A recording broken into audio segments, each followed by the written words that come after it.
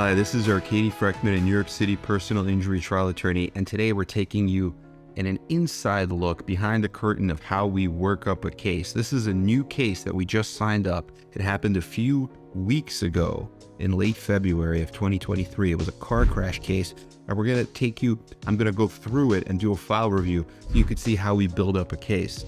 So basically, this is a case where another car ran a stop sign and hit our client. So liability is pretty clear right away. So what I usually like to do is I like to talk and go to the intake, because the intake is where we give the client a questionnaire and they fill it out and we kind of control the questions, right? We put whatever questions we want answered. And that's a starting ground. And we always want to keep in touch with the client, but that's a good place to start. So this says that it gives the person's name, their address. So immediately when we see an address, we already know, okay, we have to look at where our client lives, or where the incident happened, where the crash happened, or where the defendant lives. And then we pick the best one of them, and that could be our venue for if we need to file a lawsuit later on. So it's good to do a review and put that right up on top so you can consider your venue, because you always want to pick the best venue. If you have, like, your client lives in, say, Brooklyn, but it happened in Westchester, the defendant is from Westchester, well, you could file in Brooklyn because your client lives in Brooklyn, and it's a better venue than, let's say, Westchester.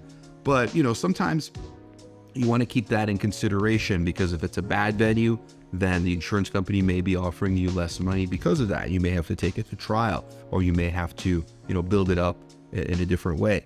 So it's always good to be aware of everything right from the beginning, and to give it like a very in-depth review.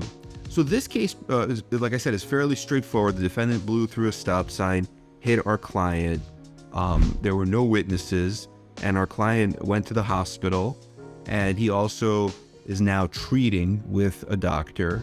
And that's very important, because in New York, we have to meet the serious injury requirement. So we have to make sure that our clients who get into car crashes get their medical care at least 2 to 3 times a week for at least 90 days, hopefully more than 90 days, maybe like 4 months, 5 months, but at least 3 months, because that's the bare minimum. If you don't meet the bare minimum, then you can get nothing, because that's the serious injury threshold. And sometimes you have to argue that to a jury if the case goes to trial. And one of the ways to argue it is just kind of show them a door with a little threshold, you know, like that's how much you have to show in order to step in. Like once you step in through the doorway, then you've met the burden, right? Because it's just a serious injury threshold, just a very, very minimal threshold that you have to step through. And the easiest way to do that, if you have a fracture, if you have, let's say, a herniated disc with range of motion deficits when they are compared to normal, and if you have that 3 months of care, usually you overcome the threshold. So then we have here that we ordered and received the hospital records. We did a Google Maps search of the location. So we have photos of the car crash location showing that there was a stop sign there, including like an aerial photo and some photos from the defendant's perspective as well as the plaintiff's perspective. We have the defendant's insurance information, plaintiff's information. We have the police report and the MV-104, which the drivers fill out themselves. And so you kind of go through all that.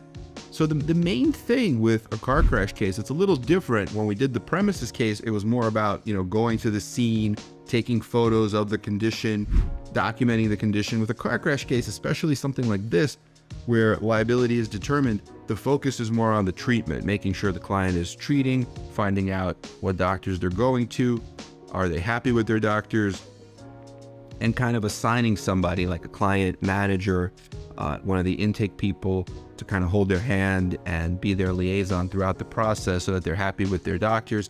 And then once they do the MRI, they'll know, hey, this is my injury because I've done an MRI. My injury is a herniated disc or a bulging disc. Once we have that, we have the diagnosis. Now we can have a conversation about whether the person needs further treatment, like seeing a pain management specialist or possibly surgery.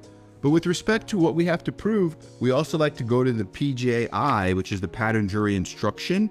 And then for car crash cases, they have a PJI, and that tells you what you have to prove. So knowing that right from the very beginning, it's good to take a photo of that and put it right in the file. So that way, when you're going to be doing the deposition and questioning the defendant, you know, because this is the instruction that the judge will read to the jury, and it includes things like whether they failed to operate their vehicle with reasonable care, whether they were negligent, whether they kept a lookout for other vehicles, whether they failed to see what there is to be seen. And then there's a specific charge for a stop sign, which you also read, and that could be a vehicle and traffic law violation if it is found that the defendant did not stop, failed to stop for a stop sign, failed to keep a proper lookout, and then crashed into our vehicle. And then, of course, you want to get photos of the property damage, photos of the scene like we talked about. But the main thing I think with a car crash case is treatment and making sure they're getting the right treatment. The other thing that we're going to do very, very soon is when we send our initial letter of representation to the insurance company, we want to ask them and make sure we find out all of their policy limits. This, I believe, was a $100,000 policy, so it's unlikely that they would have any excess or umbrella beyond the $100,000, but sometimes you could find a policy that's, let's say, $250,000, and then there could be $1 million excess beyond that. So it's always good to find out the full policy limits and get that as early as possible. Okay, I hope this has been helpful, but this is one of the ways that we work up these cases and how we review the case early and keep in touch with our clients and make sure that they're doing their part and that we're doing our part and make the case as strong as possible. And that's how we get maximum results. Have a great day, everyone.